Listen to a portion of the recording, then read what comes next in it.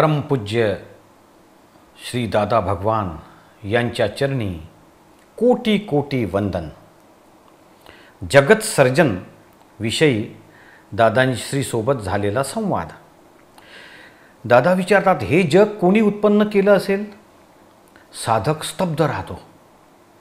दादा म्हणतात, तुझ्या कल्पनेप्रमाणे तुला जे वाटते ते सांग। इथं आपण कोणाला पास नापास करायला बसलेलो नाही।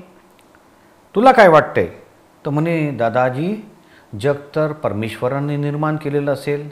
अच्छा, मग परमेश्वराची कोणती मुलं अविवाहित होती? त्यांना कुठं काय लग्न करायचं होतं? परमेश्वराने काय एवढा खटाटोप केला? परमेश्वर कोण? त्याचा पत्ता काय?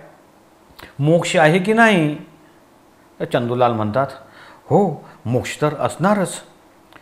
आता जर दादा पुढे म्हणतात, जग निर्माण करणारा परमेश्वर असेल आणि मोक्ष असेल, हे तर संपूर्णपणे विरुद्ध झालं।